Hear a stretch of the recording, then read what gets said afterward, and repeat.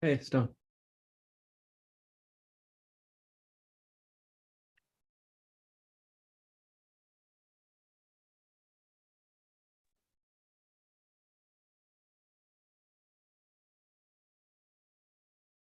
Can you hear me? Hey, Aaron. How are you? Yeah, good. Great. Okay, great. So this time seems okay. Cool. Yeah, cool. Do Uh, you want to give it your slides a quick test? oh, okay. Let's see. Let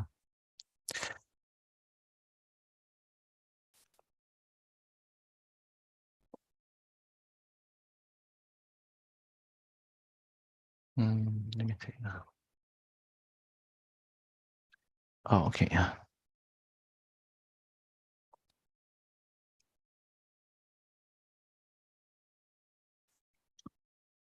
Awesome. Looks good. Okay. Let's see if it works well.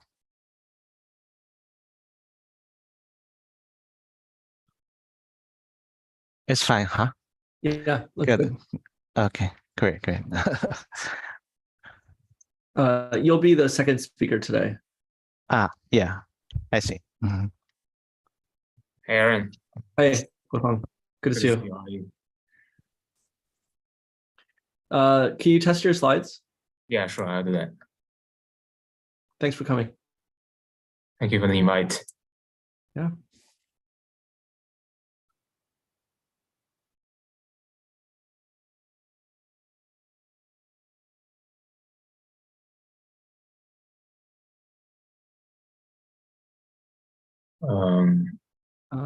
Just swap. Is there a way of swapping that? Display settings or This is Keynote? Actually, Oh, yeah, there you go. Yeah, that worked. Wait. actually, let me try it again.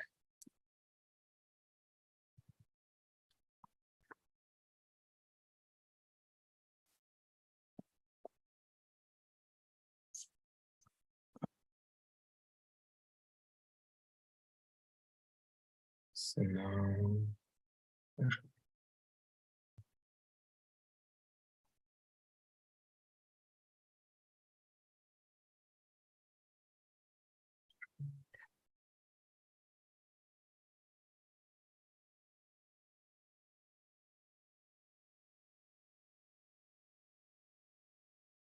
still loading. Interesting. I see I see your PowerPoint, but not in the display mode. Okay, that's good. Great, excellent. Cool. Seeing the sound, nice. Should I leave it in the screen share? No, we can just keep it like this, and then after I introduce you. Okay. Sounds good. Thank you. How's your holidays? Good. You What about yours? Good. I'm going to China in a couple weeks. Oh, cool.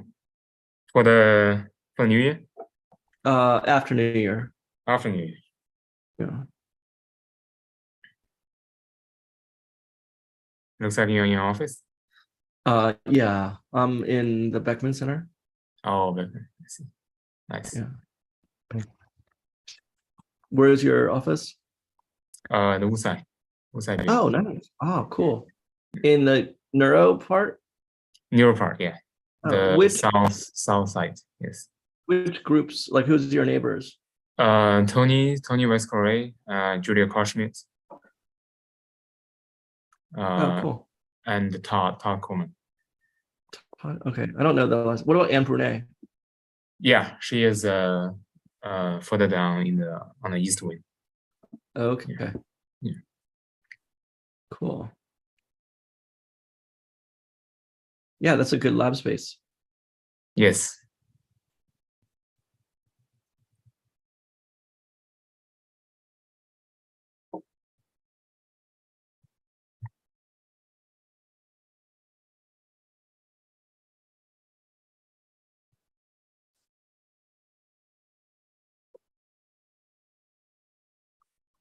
Hey, it's long. Hi, Aaron. How are you? Good. Long time no see. Hi, Yeah. Zilong. So, let's see you. Let's see. I see. How's Shanghai doing? Yeah, it's pretty good. Everybody is recovering. So traffic is back. Everything's back. The restaurant is back. Yeah. Cool. Okay. Not- People are traveling back to the hometown for the spring festival. So Oh, yeah, cases will probably pick up then, but we'll see. yeah. It's almost holiday season. Yeah. 2 days away. Is Stone here yet? Cool. Yeah. Yeah, he's here. He tested his slides. I'm- It looks good. Yeah, Great. I'm here. Hey, Zilong. Great. Yeah. I'm in Nanjing. Oh, okay. I come back Back home now. already, right? Yeah. Yeah. I'm ready for the spring festival, the holiday. Hi, Stone. Nice to meet you. Hey, nice to meet you. So what about limits on meeting size? Is that no more limits, or is it still some restriction? They haven't talked about it, so I guess it's not on the schedule yet. But I think they might have some like 100 to 200 person limits, but we don't have any announcement right now because it's before holiday season. Nobody will have a meeting for now. Yeah. But after February, but I guess there will be, but will not be as stringent as before COVID season. So yeah. We still need to do our ALS meeting, our Shanghai ALS Yeah, meeting. definitely. So for now, all the institute entry policy is very open. You can go in without any COVID test, nucleic acid test. No, nothing needed. You could just come in, and yeah, they don't even want your green code. Wow. Uh-huh. No more green code. We know everybody already get it, so it's no point to look at a permit. So yeah, just to make sure you know that hot fever right now. Yeah. Cool. Yeah. So yeah, everything's back normal. That's Looking great. forward to have some international meeting this year. Yeah, it's something to head back for. Yeah. Come give a talk at Stanford. I'll host you. Yeah. So my dream to have a talk in Stanford. Yeah. Please. We're organizing some Coastal Harbor Asia meeting this year. Okay.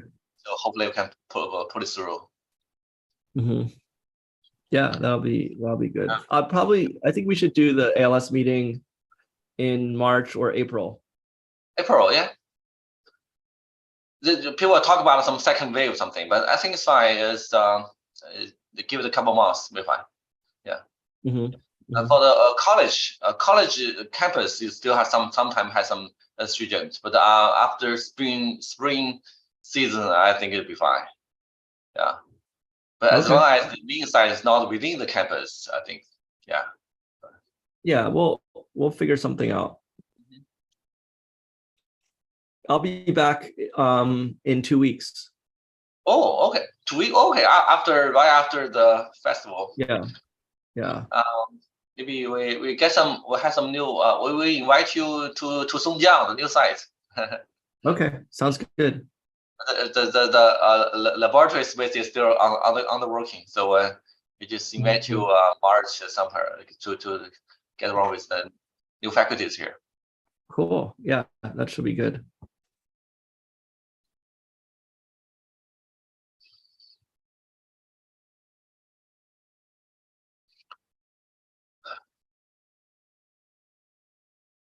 I was just down in San Diego. Oh yeah, this meeting, right? I saw. No, just a seminar. I mean, just giving a talk. Okay.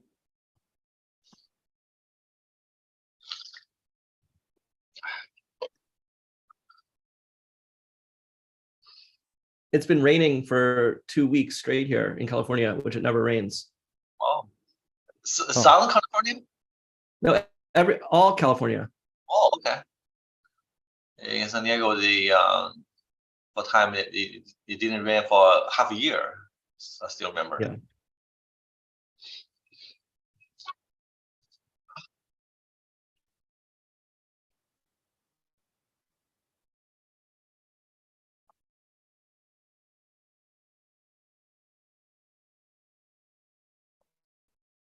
And I packed a bunch of Tylenol and things to bring back. Oh, okay. Yeah, it's just for sure for a while, for a short while, but yeah, after that, fine. Everything's all the drugs quickly come back. I even have some supplies of Paxlovid in case that ever comes in. Oh yeah, in handy. I stock some couple Paxlovid at home. No.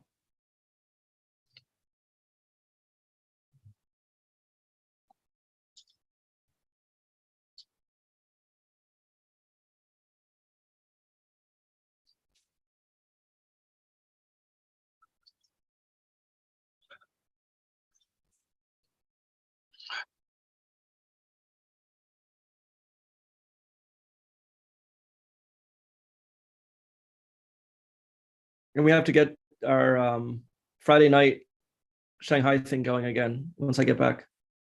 Sure, yeah. Sudan is far, but I will try to make it.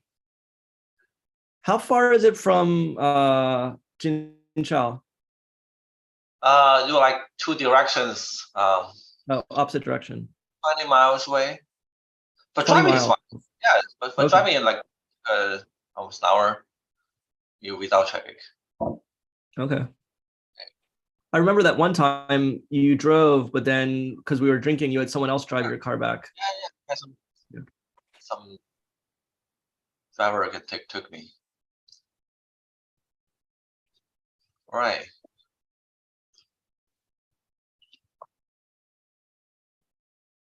To get us started. Yes, great. Okay. Welcome back, everyone, from the long but needed holiday break.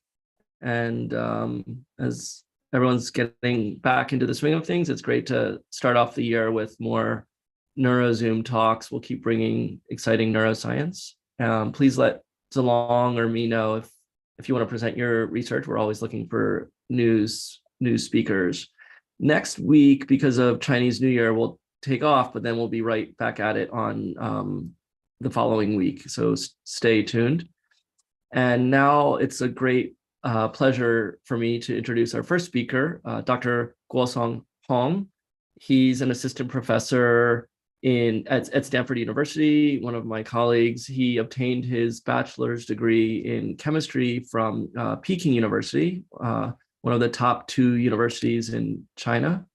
He then came to Stanford for his PhD, where he worked with Dr. Hongjie Dai. And here, Guosong developed these really powerful probes, this in vivo second near infrared fluorescence imaging probes that allowed him to get deep tissue penetration, far exceeding conventional imaging approaches, to allow him to image vasculature and many other parts in vivo imaging that really wasn't possible. He then went to Harvard for his postdoctoral fellowship with Dr. Charles Lieber, and here Guosong invented or contributed to the development of this injectable mesh-like electronics that allowed him to inject this mesh basically into the eye, and it covers the eye, and allowed this to coat the retina, but didn't affect eye function. And it allowed him to repeatedly, over time, weeks, repeatedly record using single channel recording from different retinal ganglion cell types, and looked at different responses to various stimuli, circadian rhythms, stuff like that. This was like a breakthrough paper he published in Science in 2018. Of course, Stanford scooped him up. This is actually why Stanford is the best. Stanford leads in engineering and in neuroscience because of the combination of the two. And it's been really inspiring having colleagues like Guosong here on campus, and looking forward to hearing your latest. Guosong. Great. Thank you so much, Aaron, for the nice introduction. And thank you, Zeno and Aaron, for the invite. Let me share my screen. Okay, I think here we go. Great. All right. So thank you, everyone, for joining this. And I'm a junior faculty at Stanford University. We are a lab in the material science engineering department with affiliation at the Wuxi Neuroscience Institute. So my lab primarily develops tools for to facilitate the research of biologists and neuroscientists. So today I'd like to share one of the techniques we recently developed for delivering light source deep inside the tissue using the combination of the tissue penetrant ultrasound as well as the endogenous circulatory system of the mammalian body. And you can imagine, because light is used so widely, so it can be used for at least for optogenetics in a non-invasive and also relocatable way. So as I mentioned earlier, so light is usually used widely in biology and neuroscience, ranging from optogenetics, neuroactivity imaging, up to control of cell signaling, all the way to photothermal and photodynamic therapy. But just from our daily experience, we know that light has limited penetration in tissue. And this limited penetration of light in tissue in vivo represents a crucial challenge in biology and neuroscience. Just to take the optogenetics as an example, we know that most of the opsins are in the visible spectrum, and this visible light does not have sufficient penetration in vivo. A simulation work has revealed that if you have an optical fiber to deliver 532 nanometer green light into the brain tissue, it is usually only penetrating to a depth of less than 1 millimeter, which is much less than the total depth of the mouse brain. As a result, in order to enable optogenetic neuromodulation throughout the entire mouse brain, optical fiber is usually needed. And this inserted and implanted optical fiber comes with known challenges, such as acute damage to the brain tissue, chronic immune response at the interface between the tissue and the fiber, as well as the interference with naturalistic behavior of the freely behaving animals because of the tethering of the mouse head to this fiber implant. To mitigate this challenge, there has been quite a few efforts around the world to enable transcranial optogenetics without the fiber implant by using red and near-infrared light. The rationale behind the use of the longer wavelength light comes from the dependence of scattering of light in tissue, especially the brain tissue, on wavelengths. As you can see from this plot, especially for the brain tissue, what we are seeing here is that the tissue actually shows a scattering coefficient μs in the y-axis that's inversely proportional to the wavelengths. So that means if you can go to longer wavelengths instead of the visible light, then we can get deeper tissue penetration. This is indeed what people have accomplished. The GIIST lab at Stanford developed a red-shifted and ultra-sensitive opsin called Carmine to enable transcranial optogenetics with red light at the wavelengths of 635 nanometer. And the Xiaogang Liu lab at Singapore and the Thomas McHugh lab in Japan, in a collaboration, used upconversion nanoparticles to convert deep tissue penetrating 980 nanometer infrared light to the 470 nanometer blue emission, also enabling transcranial optogenetics. My lab wanted to address this challenge from a different perspective. So we did that by looking at the conventional ways of light delivery. We have seen that conventionally you can deliver light either by having an external light source shining on the skin with the hope that some of photons can penetrate into the deep region of the tissue. Because of the scattering and absorption of light in the tissue, we generally have this exponential decay of intensity. This is a non-invasive method, but it only reaches relatively shallow depth inside the brain. On the other hand, if we wanted to have unimpeded delivery of light into the deep brain, we usually have to resort to an invasive method to implant optical fiber. So we wanted to ask a question. Can we combine the advantages of both methods to come up with a both non-invasive and the deep light source that can be produced anywhere or any depth inside the tissue without using an invasive implant?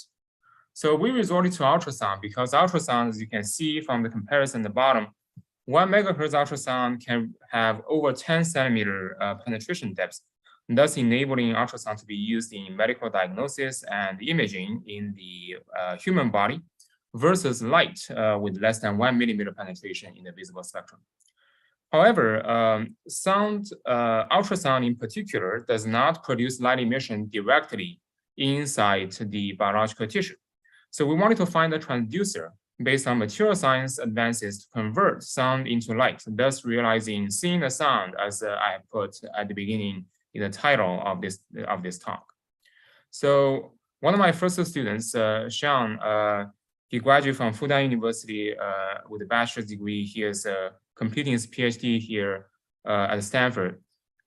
He actually took this approach to demonstrate that indeed, based on the advances in material science, we can convert sound, or especially ultrasound, into localized light emission. So let me walk you through this process. One of these materials is zinc sulfide, which is a direct bandgap semiconductor. The electron usually sits in the valence band, but then it can be excited by UV or the short wavelength visible light to get excited to the conduction band. So we modify the zinc sulfide material particularly to introduce the electron trap that holds the energy of the excited electron without emission until ultrasound comes in. Besides being a semiconductor, zinc sulfide is also piezoelectric, which means the mechanical stress induced by the ultrasound can create charge separation in the zinc sulfide material. In a semiconductor, charge separation usually leads to band tilting, thus resulting in the tilting of the conduction band to touch the electron trap. Now, this electron no longer feels it's in the trap, but it feels that it's back in the conduction band, which allows itself to go back to the valence band and convert the energy to a dopant that emits light at 470 nanometers. So now if I replay this process again, you will see that this entire excitation and emission process, starting from excitation to emission, is gated by the ultrasound pulse. Or in other words, if I have a pre-excited zinc sulfide material, it will hold the energy until the ultrasound comes in to produce light emission. Or in other words, temporally, this emission process is gated by when the ultrasound is applied. So now with this process, we have converted sound into light in a way that we can control when the emission happens. But ultrasound is actually a mechanical wave. It is not energetic enough to produce all the energy for the light emission, especially blue light emission. Or in other words, this material has to be charged by this 400 nanometer light all the time before it can emit the blue photon. If we're having problem delivering blue light into the deep tissue, then we'll also have the same problem delivering this excitation light in the deep tissue as well. Or in other words, we can pre-charge this material, deliver them into the deep tissue, but they can only be used once. After we discharge with ultrasound, this material is technically dead. How do we address this problem? We were pretty puzzled by this problem until we came up with a way to address it by leveraging the endogenous circulatory system, which is pervasive in the mammalian body. We know that actually vessels are everywhere in our body. They are connected in a network, and there are vessels not only in the superficial region of the body, such as near the skin, like here, but there are also deep vessels inside the brain. And the important part here is all the vessels are connected in a giant network. We can deliver the uncharged nanotransducers into the circulation system and have these uncharged particles flow past the superficial vessels, which are shallow enough to receive the photoexcitation on the skin. Now they get recharged, they hold the energy, and then they are passing through the vessel as a part of the blood circulation. Now we focus the ultrasound in the brain at any location on demand. And then according to the mechanism we have seen in the previous slide, only at the region where the ultrasound is focused can we have the light emission. So now we can actually produce this light emission from the pre-charged particles inside the circulatory system while they are circulating. But after discharging, these particles are still inside the blood circulation. That means they can go back to the same location near the skin to get recharged, and then go through the focus of ultrasound to get discharged. And this process just goes on and on and on as long as the particles are circulating inside the endogenous circulatory system. We call this an optical flow battery because it's really like a battery. It's just, it's a battery in the sense that it can be recharged, discharged. But unlike a typical battery that, using electricity, it's an optical battery because it can be discharged, can be recharged with light, and also can be discharged with released light. So now with this system, with the design in mind, we wanted to actually do some experiments to prove this is indeed what happens. So we first measure the emission spectrum of this material under the mechanical stress produced by ultrasound. And indeed, the emission is centered around 470 nanometers to match the activation spectrum of channel rhodopsin. We have also demonstrated that if we dope a PDMS phantom with the mechanical properties mimicking that of the brain tissue, and place this phantom on top of a focused ultrasound transducer or FUS transducer, now we can see the emission from the center of the focus every time the ultrasound strikes this phantom. Next, we want to demonstrate that the circulation system is indeed the key to enable repeated recharging and discharging.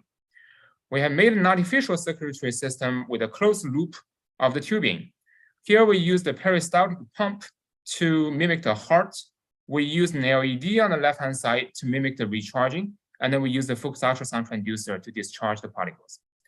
We have seen that as long as the recharging light is on, every pulse of the focused ultrasound produces light emission with the consistent emission intensity. But as soon as the focused excitation is terminated, the focused ultrasound can still produce light emission, but its peak intensity shows an exponential decay because there is only energy out and there is no energy in. That's leading to this decay behavior.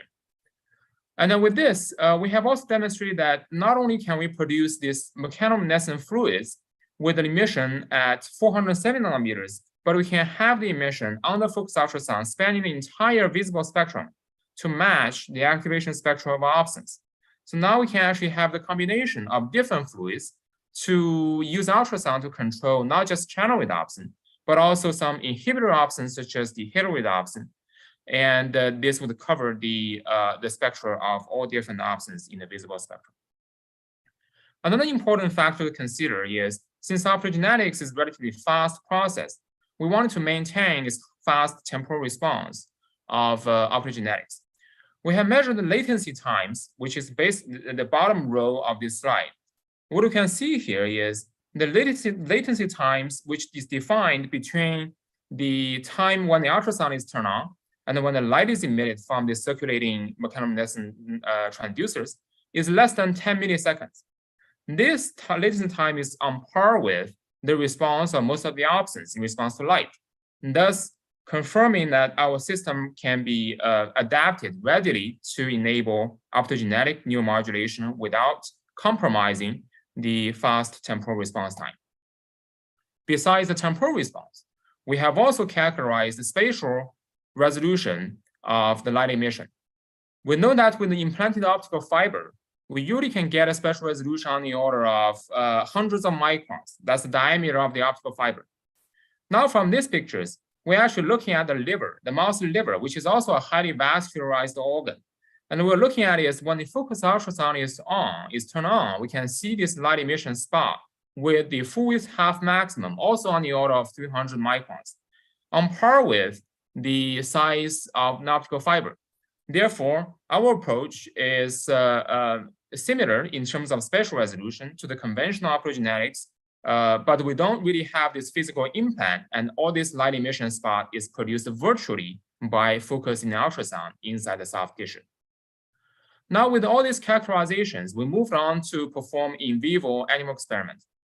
Here, we injected nanotransducers into the tail vein, have the transducer circulating inside the body in the endogenous circulatory system.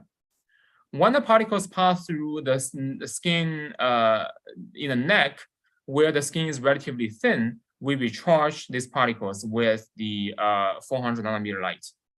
And then these transducers are discharged by the focused ultrasound in the brain. We measure the intensity of the light emission, which shows the consistent light emission intensity similar to the artificial circulatory system we have seen earlier. This is our setup. This is our version 1 of the setup, where the transducer is still relatively large and bulky compared to the mouse head. But now we have some, in collaborations, we have made the transducers that would enable free-moving animal experiments with the head-mounted transducers. So what we're seeing here is that, in contrast to the conventional optogenetics, where you had to implant optical fiber, you have to remove the skins and do craniotomy in the skull, we only need to shave off the hair from the animal. But this is not the only advantage. Another advantage is because now we have this virtual light source. We can relocate this light emission spot anywhere inside the same mouse's brain. So let me actually show you some preliminary behavior experiments. So here we focused its ultrasound into the right hemisphere of the mouse brain and focus into the motor cortex. And then we have two groups of animals, with the left group, with the left column of the channel rhodopsin expressing neurons in the mouse brain, and then the right column is a wild-type animal. For each group of animals, we also compare the results before and after the intravenous injection of the mechanoluminescence nanotransducers, or the MLNTs. So now, when the ultrasound is turned on, we can see that only the animals expressing channel rhodopsin, and also the same animal injected with the nanotransducers, can produce this time-synced hind limb motion in response to the ultrasound, but not in all the other control experiments. So this approach could also enable a programmable intravascular light source for any application that needs a light source deep inside the body. So it goes beyond optogenetics, because there are so many different biological applications in vivo that requires light delivery deep into the tissue. Let me actually show you one example here. This is to show that this light source, which is delivered intravascularly, can be used for brain imaging. We know that for brain imaging, especially relying on fluorescent proteins, GCAM, YFP, fluorescent imaging in the brain, we usually have to do skull thinning, skull clearing, or skull removal. If we don't do anything to the skull, the autofluorescence in the skull will dominate the image quality. So looking at this picture on the left, what we're seeing is primarily coming from the structures out in the skull, which mask and obscures the features of the neurons inside the brain.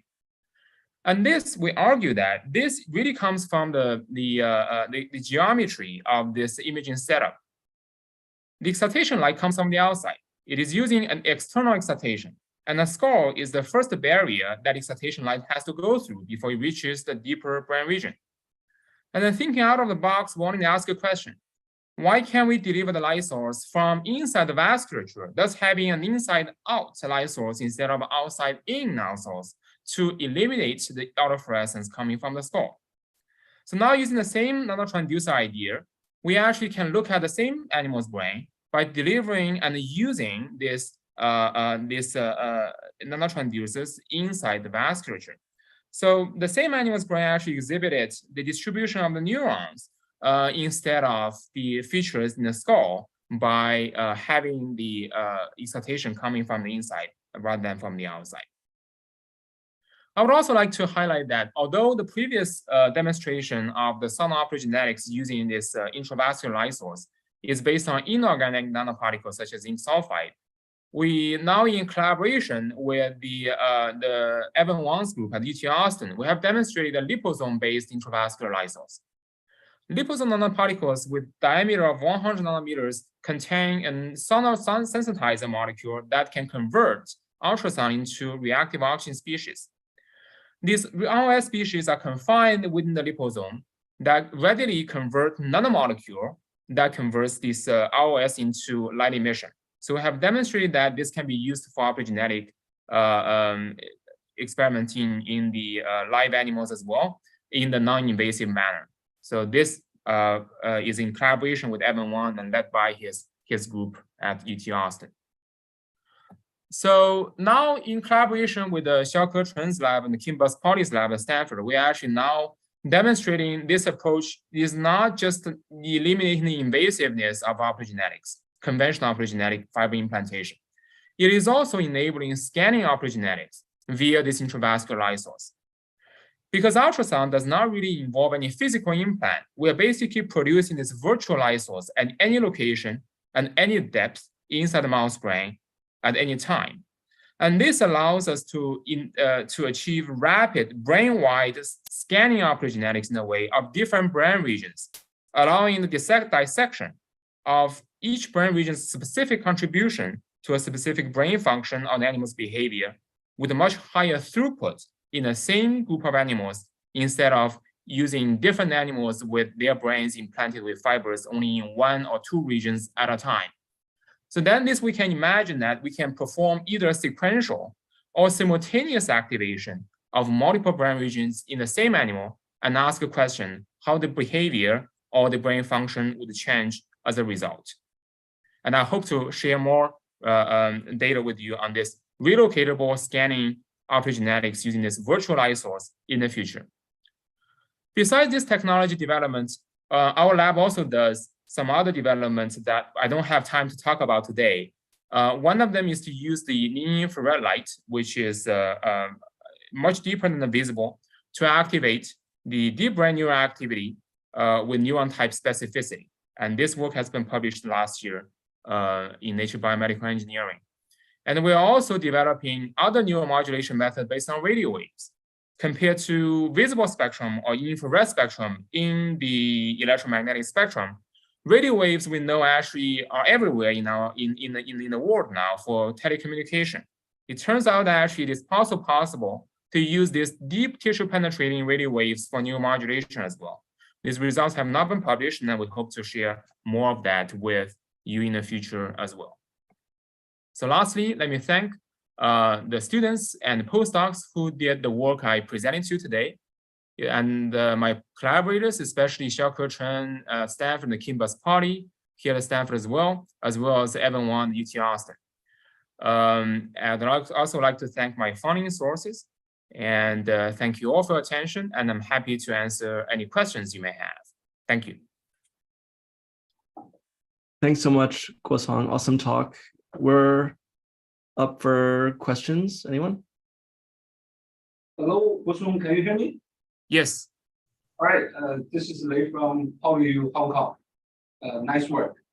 Thank you. Just a couple of questions. First of all, what is the size of the light being generated upon ultrasound and the intensity of the light? Yeah, that's an excellent question. Thank you so much. So the size of the light emission spot is determined largely by how small we can focus the ultrasound. And the focal spot size of ultrasound is a function of its frequency. Currently, we have been using 1.5 megahertz ultrasound transducers, which will focus the light spot down to about 500 microns laterally. And then in the axial direction, the resolution is usually worse. It's usually on the order of more than 1 millimeter. But it is actually also possible to go to a higher frequency. Currently, we have transducers that will go up to 5 megahertz or even close to 10 megahertz. The one downside of using high frequency ultrasound transducer is that it does not penetrate deep enough, especially in human applications. But in the mouse brain, even 10 megahertz can go through pretty much the entire mouse brain. But the benefit of using 10 megahertz is we can produce a small focus down to 100 microns or potentially even smaller. So to answer your question, it is possible to have a higher frequency ultrasound transducer to excite our material, thus producing smaller focal light spots. Thank you. I'd like to have a quick follow-up, sorry. So basically the selectivity and the sensitivity of the technique is still highly dependent on the optogenetics viral transfection. Correct. So the specificity, especially neuron type specificity, is enabled by the transfection or transduction, but the spatial and temporal specificity or the precision is offered by the scanning motion of the ultrasound focus. Thank you. Thank you. Zhiping. Hi, great talk. I have a question. What's the concentration of the particles you have to infuse into the blood? And so are these particles evenly distributed, like, within the blood stream? Yeah, excellent question. Thank you. So the concentration we're currently delivering for the materials is usually on the order of tens of milligrams per milliliter. So that's the injection concentration. And after injection, we already also confine our injection to about a maximum 1/10 of the mouse blood volume, which means after injection, this concentration will drop to a few milligrams per milliliter during the circulation. That's the maximum concentration. And the distribution of this particle inside the blood is actually, we didn't do a rigorous study to see how the distribution is within the blood. We assume it's actually mixed uniformly with the blood, which is also supported by our data from the light emission spot. But one caveat is that over time, some of the particles are going to be captured by macrophages, and they're going to be transported to the liver and spleen, and then we're going to get the decrease in concentration of these particles in the blood circulation. Yeah. So what's the lagging time of light emission upon ultrasound delivery?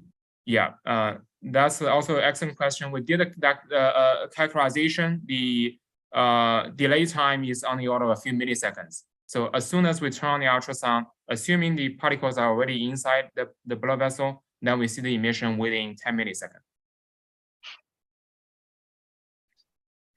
Okay, Xing Sheng. Hi, hello. Hi, Professor Hong. Nice to meet Hello. you here. And this Nice is to meet Xing Sheng from Tsinghua University. Excellent talk. I have a quick question about the optogenetic part. And you mentioned that this ultrasound-based approach can also used for inhibitory neurons, for neuron inhibition. Right. But we know that a lot of inhibitory options relies on the continuous emission, optical emission. And how can you use this ultrasound to trigger the particle to generate the continuous emission instead of a pulsed emission? That's an excellent question. Thank you so much for asking. So this was also one of the questions actually that was puzzling us when we learned about the inhibitor options. And then to that end, we actually have identified a group of materials that are showing a persistent luminescence instead of a kind of one-time pulse luminescence after the triggering with ultrasound. And we believe these materials, once they are turned on, they keep their emission intensity for some time, can potentially be used to address the challenge you have raised. The downside of that apparently is we're going to lose the spatial resolution because that blood carrying the particles are going to go everywhere. But nonetheless, we believe this persistent luminescent particles still offer a way to deliver the light source intravenously instead of from above the skull or inside the brain to produce persistent illumination to activate inhibitor options, and they can be activated or can be gated with ultrasound. Similar to the step function options, we give a pulse of light, it's turned on. Now we give a pulse of ultrasound, these particles turn on. Okay, great. Looking forward to your new work in the future. Yeah. Thank you. Thank you. Bye-bye. Zhihai. Hi, Guosong. This is Chai from Guangdong Institute of Intelligent Science and Technology. I'm doing ultrasound-related neuromodulation work. So in ultrasound neuromodulation field, people are worrying about the auditory confound associated with rectangular waveforms. So I'm just wondering, have you tested the auditory confound or the possibility if there's any auditory confound in your study? Yeah, that's actually an excellent question. Thank you so much, Zhihai. So I would like to ask the question in two parts. The first one is we have done control experiments based on both CFAS, neuron activation marker, as well as the behavioral mouse hind limb motion to confirm that in the absence of these particles, the ultrasound alone at the same setting would not cause neuroactivation. So this rules out the possibility that this is the ultrasound that activates the neurons. On the other hand, after reading papers, including the papers you have published, as well as the papers from Kim Bus-Pauli's lab and a paper from Bing He's lab, it turns out actually there is actually dependence on the frequency and also the pulse repetition frequency, pulse repetition rate, and the non-specific neuroactivation directed by ultrasound. And then we have found that we are using a relatively high frequency to produce the the smallest possible light emission spot. And this high frequency also is associated with the less likelihood to non-specifically activate neurons. So that is also, possible, based on that knowledge, it is also possible to go to even higher frequency, which can activate our materials, but has been shown to not be able to activate neurons non-specifically. So that's actually our plan moving forward to push this work in the future. Thank you. Okay, thank you. Great. All right. So may I ask the last question? So Go ahead.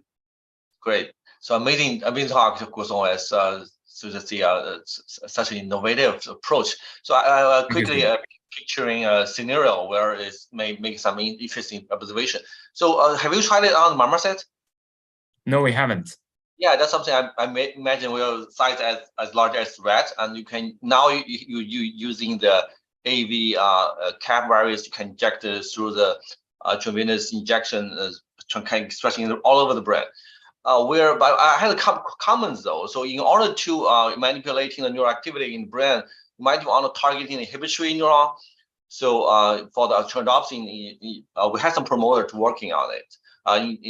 Back, for example, in the PB promoter to introduce the tryndopsin specifically in the PB neuron, where you can manipulate a new activity by large area, right? So you can, by contrast to, so I'm looking forward to set up some further collaborations. We have some marmoset in Shanghai, so we have some virus working already. So I think as long as we can working on these amazing nanoparticles, we can make some interesting observation. Yeah, looking forward to working with you. Yeah, yeah, that'd be excellent. Thank you so much for the opportunity. Yeah, look forward to working with you. Thank you, Zilong. Great talk, Guosong. Thank you. Okay. Thank you, Aaron. Zilong, do you want to introduce Stone?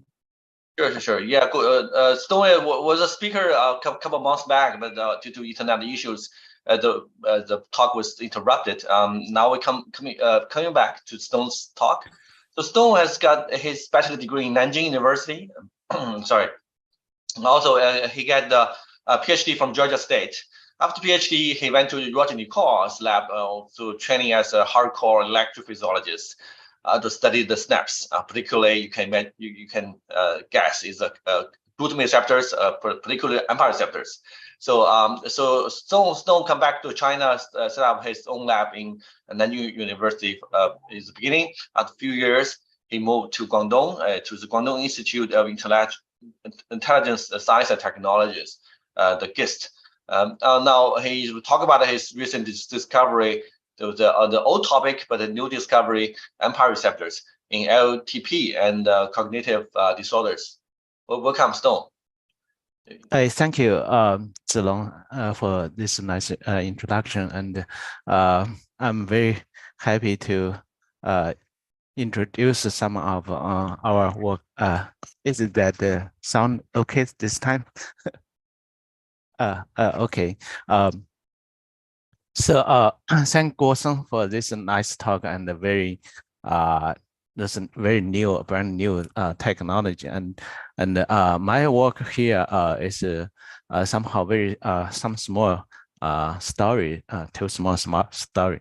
The two small story I'm going to introduce is the AMPA receptor GLUA1 that we found that it can mediate LTP maintenance through interaction with neuroplastin 65.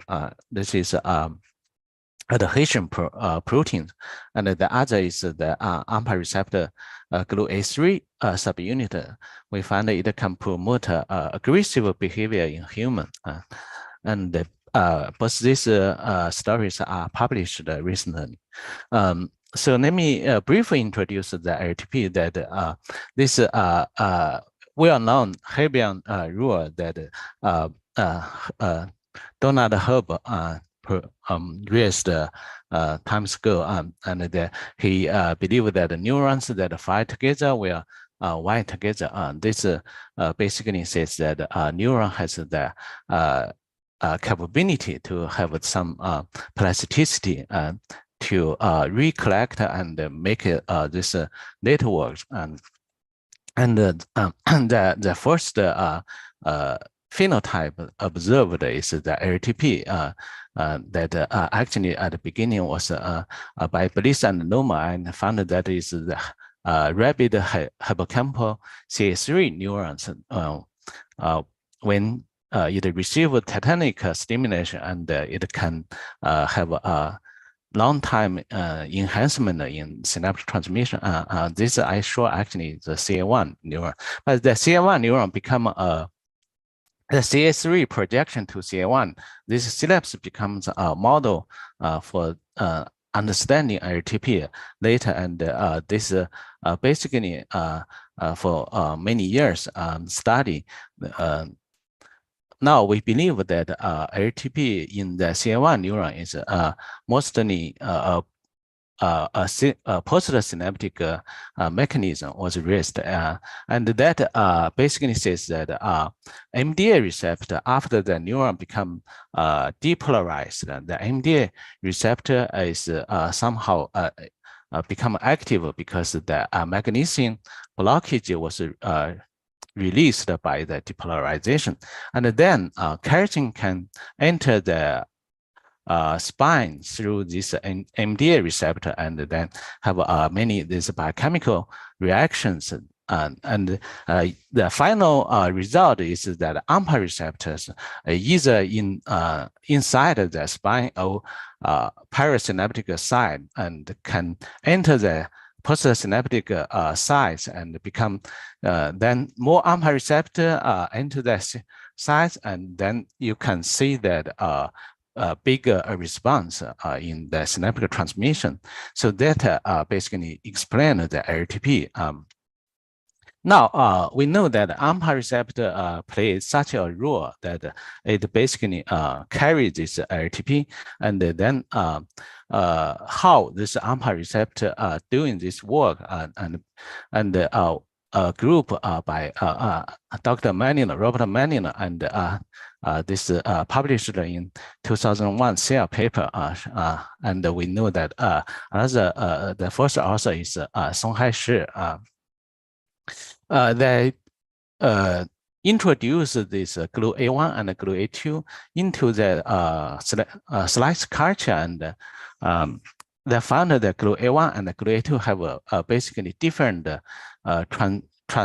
trafficking property, and GLU-A1 cannot enter the synapse only when you have neuron activity tetanic stimulation, then you have the GLU-A1 to enter the synapse, but GLU-A2 basically enter the synapse with basal condition. So they proposed that the AMPA receptor mediated this LTP through a subunit specific rule. So the question now become how what's the difference between GLU-A1 and GLU-A2? We know that if you look at the structure of GLU-A1 and GLU-A2 and all those AMPA receptors, you can see that the major difference have two. One is from the amino-terminal domain. The other is the C-terminal domain, but not the ligand binding domain or transmembrane pore domain. In last 2 decades, I think most of the people in the field actually focus on the C-terminal domain. And then here is a review summarized by Dr. Hugner and Graham Deering.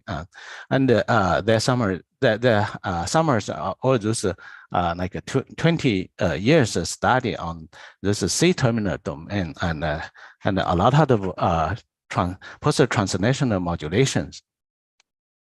But however, recently there are some paper published says that N-terminal domain somehow is important.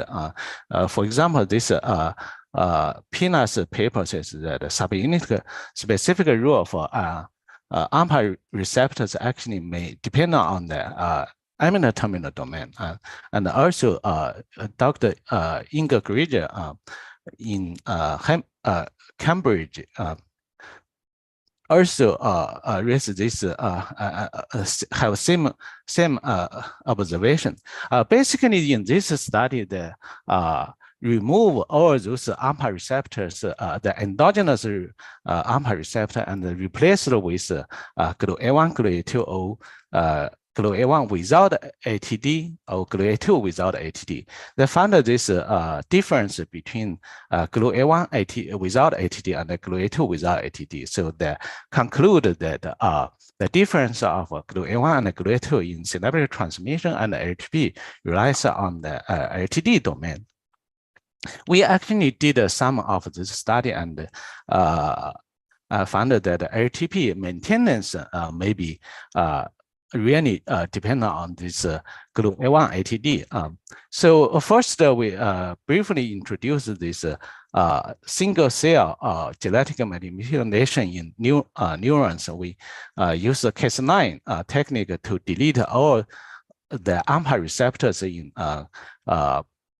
these neurons, and we use electroporation, in utero electroporation, and remove all AMPA receptor in one cell or maybe some cells, and we simultaneously record two cells, one control cells and the other with this manipulation.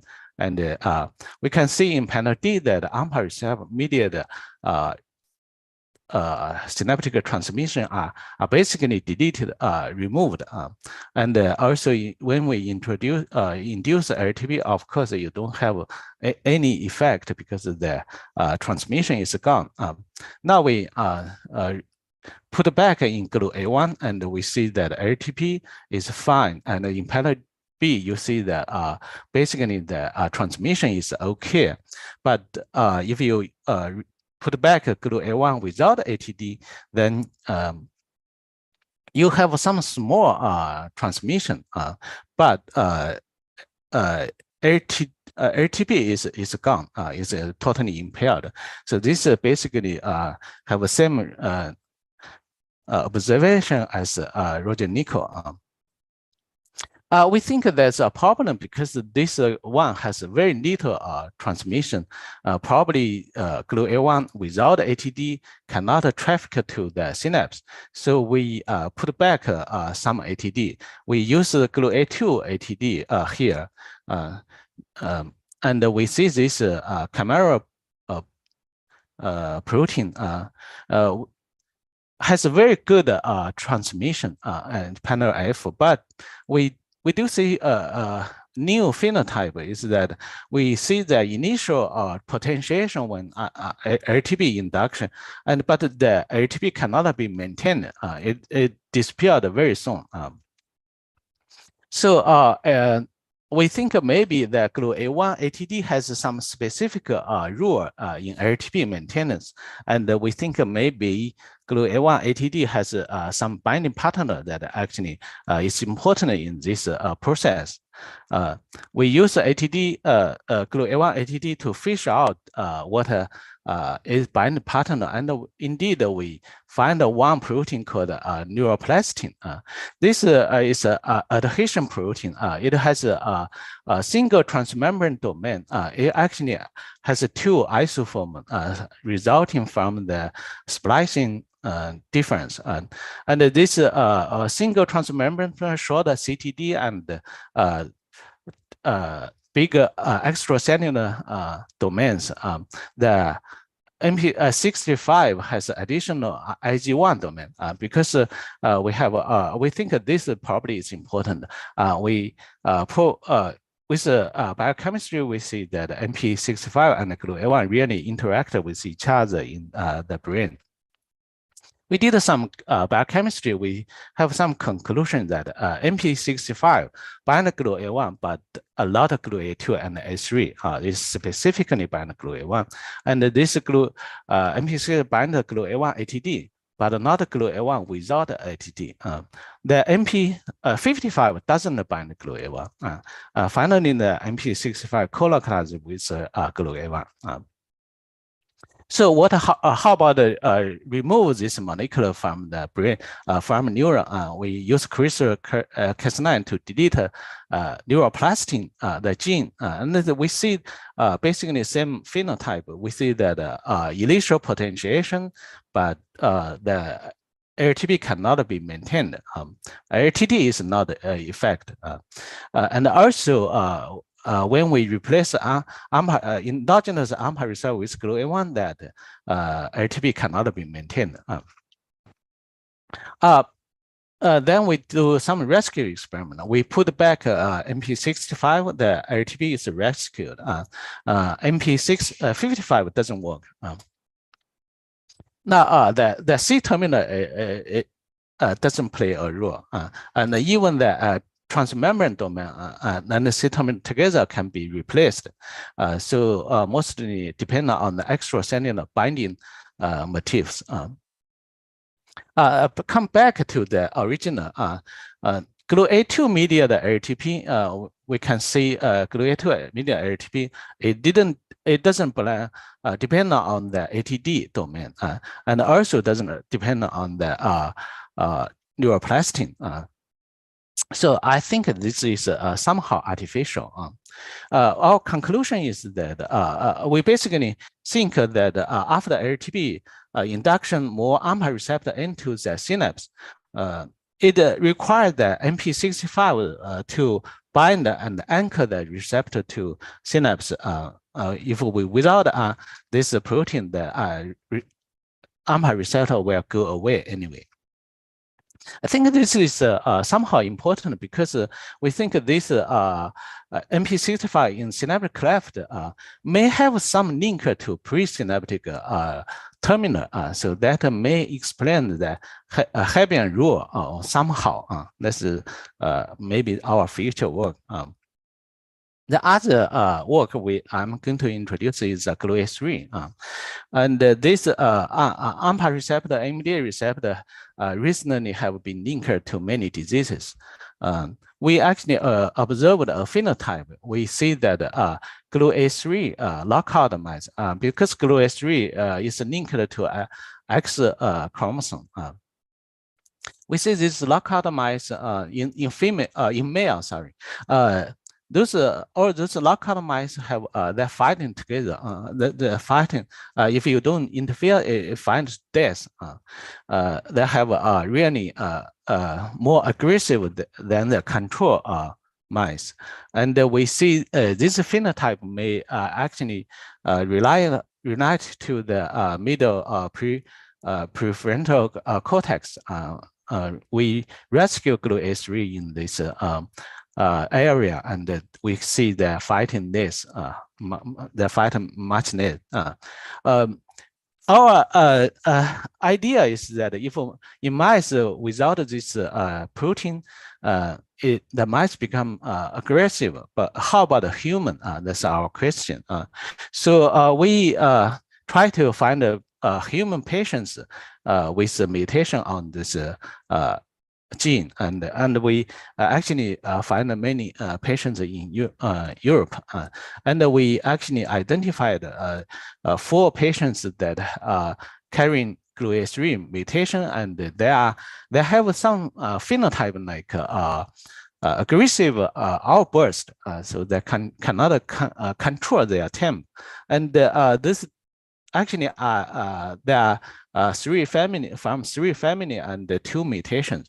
Both are actually very conserved size, and we with this functional test, we see that both mutation actually cause loss of function, and this the glutamate cannot induce any current from these 2 mutations. And then we found this patients and mutation, and we think how about in general population? So we analyzed the SMP in this gene and see that this actually have roughly 200 high frequency SMP in this gene, and we we checked their sequence and actually find one of them seems to be interesting. This is 834 site. Is a repeat of 9 guanine in most people. But in some a small population, people carrying 7G and 8G or even 10G or 11G. We think this is important because this can form G4 structure in single strand DNA. Because G4 structure, we know it is just like a single strand DNA that can make a tangle here. So it can infer this translation or transcription machinery. We then put this sleep together with this intron 1 in to control the GFP expression, and we see that GFP expression when that sleep site has a 10G or 11G, the GFP greatly reduced. Then we think, how about the GLUA3 in brain? Because it's hard to get the brain tissue with actually use the human cells, human SYY neuroma cells, and in this cell that there's a 9G in this side. We use Cas9 to make it a 10G and 11G. We see that GLUA3 expression is really reduced when it becomes 10G and 11G. Then we think, okay, this people carrying 10G or 11G may be more aggressive. Then we try to find these people. So we choose to use the violent crime, and we sequence those people. We see that in control people, most of the people doesn't carry 10G or 11G. We have 2 persons in around 900 controls that carry 10G, but in the violent crime group, there are much more high 10G and 11G. This is the result. We basically get a conclusion. We think about 3% of the violent crime may actually because they're carrying this side. This is basically our conclusion. This is our conclusion. Is either in mice or human when this gene, the function GLUA3 dysfunction may cause aggressive behavior. And this these 2 work are done by 2 students. One is Shi Xiao, and the other is Chao Hua. Both these become postdoc in USA now. And we have collaborators, Chen Zhang in Capital Medical School University, and also we have collaborators from Nanjing Brain Hospital. All those from those crime study are done by this Nanio, Dr. Nanio, and thank you. This is my work. I'm glad to I'm very happy to have any questions. Great, Stone. That's interesting. So another variants, right? Now this question time. I have a quick question for the. Could you go back to the Western blot slide? I thought all the variants, 10G, 11G, seems all the global protein level goes down. That's true. Yeah. Right. So, and yeah. It seems very strictly loss function, right? It lost all the receptors subunit. I think this 11G we have we see very little expression. I think probably it has a great suppressed this GLUA3 expression. Yeah. Okay. So is that because of the protein? So alternative splicing or the other intronic region, right? So it's. I don't think so. Is this is because I think it is because that region, I think we don't see much difference when we use a CD wavelength to test this 10G, 7G to 10G. And actually, we cannot make the 11Gs here because it's hard to make it. But I think the idea is that probably when we have 10G here or 11G here, the G4 structure become more stronger, and it cannot the transcription machinery will be tangled here, so it cannot pass through the 11G G4 structure here. Okay. That's interesting. I got it. Thanks. Thank you. Kevin, you had a question? I saw you. A minute.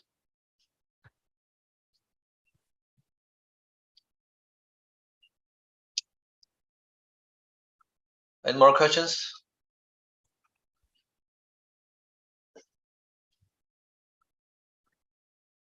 Yeah. Hi, David.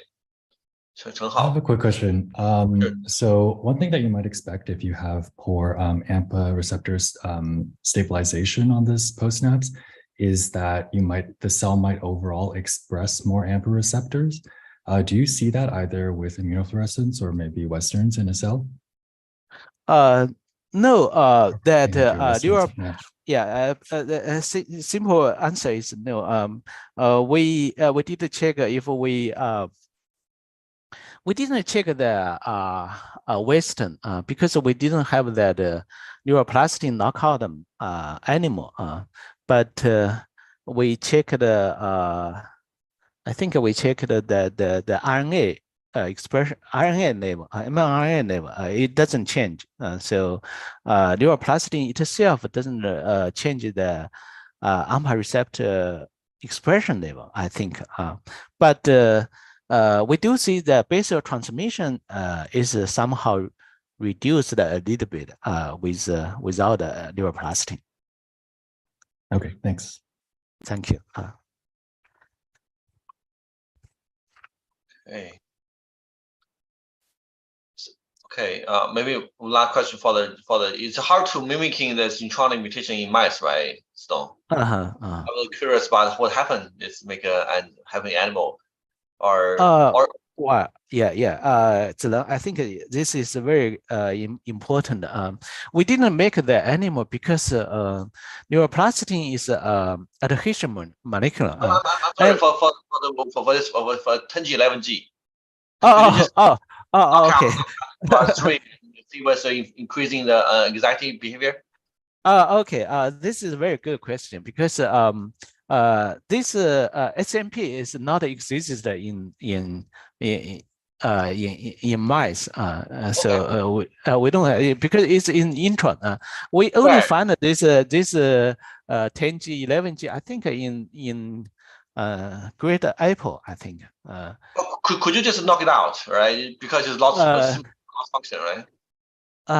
Yeah, this is probably is a good idea. But you cannot do this in apple, right? Or human. Because animal, the mice doesn't have this side. Yeah, but I think probably you can introduce it. We probably can lock in this in mice. But could you just knock out GRA3 in mice, right? Because it's just we have that. We have that knockout the mice, right? It's more anxiety, right? It's aggressive. This is first one. Oh yeah. Sorry, yeah. The fight is fight. Yeah. Right. Yeah. Sure. Okay. Now it was thanks to Guosong for the last talk in the Tiger year. So we're looking forward to welcome everybody in the year of rabbit. A new year, more new great Neuro Zoom. Thank you, everybody. So I'll see you all in 2 weeks. Bye, everyone. Thank you, Zilong. Thank you.